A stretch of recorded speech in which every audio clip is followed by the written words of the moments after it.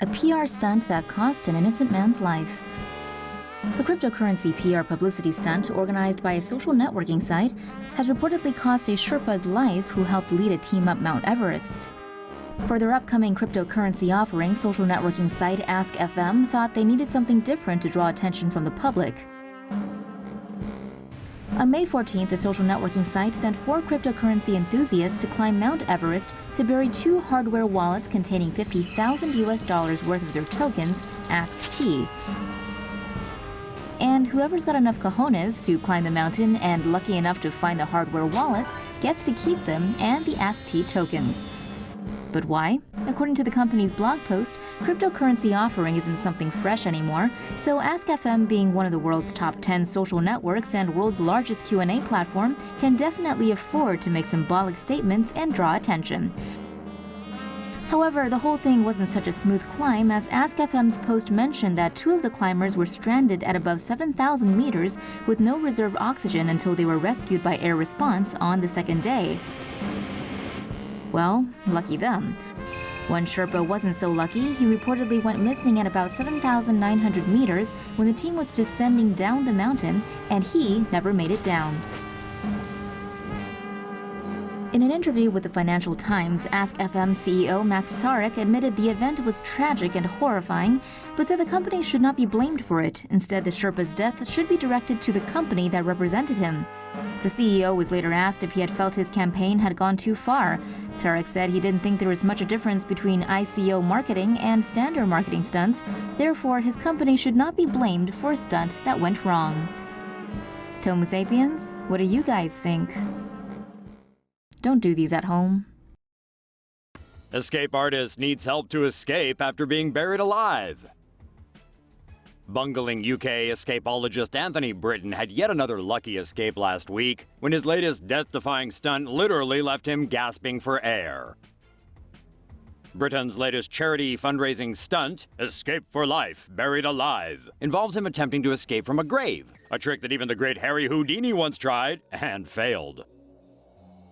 The stunt at Slowett Spa in Yorkshire saw him buried alive under 6 feet or 5 tons of soil. But things didn't go to plan as the pressure of the soil crushed him, breaking one of his ribs as he tried to dig his way free. After around 9 minutes underground, rescue crews had to pull an unconscious Britton from the soil and revive him using oxygen. It's not the first time Britton has almost died in the name of his craft. In 2013, he barely escaped from his Lucifer's Chambers stunt after the wind changed direction and he caught on fire.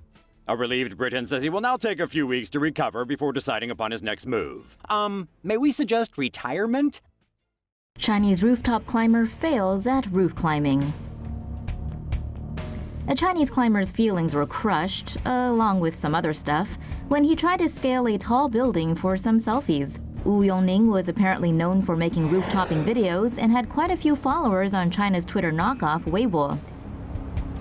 Roof-topping involves climbing tall city buildings without safety equipment, and of course, endless selfies are mandatory. Wu was participating in a roof-topping challenge on November 8th for prize money when the rooftop turned out to be too challenging. While trying to do some pull-ups rather than dominating the skyscraper, they were scraping him off 62 stories below. Guess that's what happens when you live life on the edge. You fall off sometimes. Teen accidentally kills boyfriend in YouTube bullet catch stunt.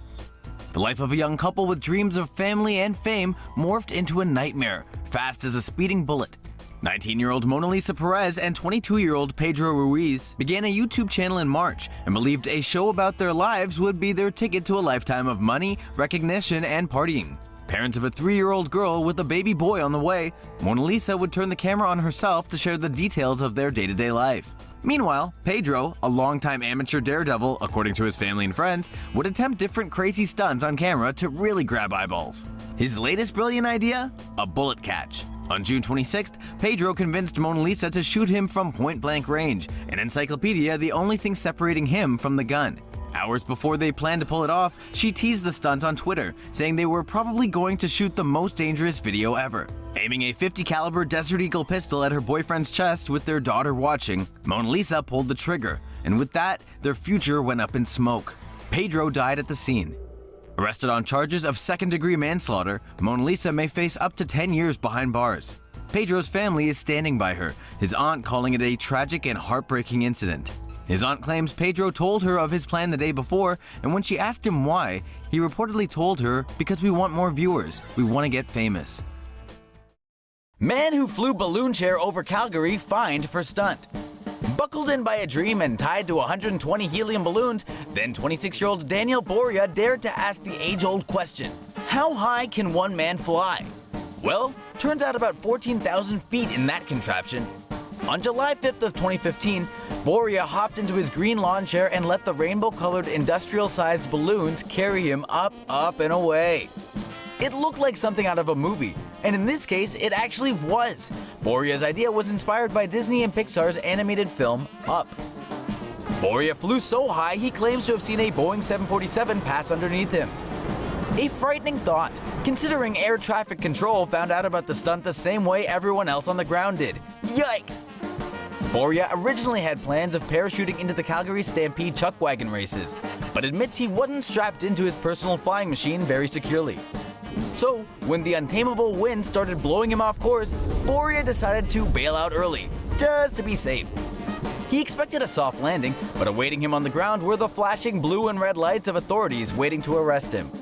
On March 17th, at his sentencing hearing, a judge called Boria's stunt unconscionably stupid and handed out a $5,000 fine, with an extra $1,500 tacked on for a victim impact fee. He's also been ordered to donate $20,000 to a local veterans food bank. Considering the stunt ran him about $10,000 to execute and was partially a marketing gimmick to promote his cleaning company, it may have actually paid off, and at the very least, left him with the thrill ride of a lifetime.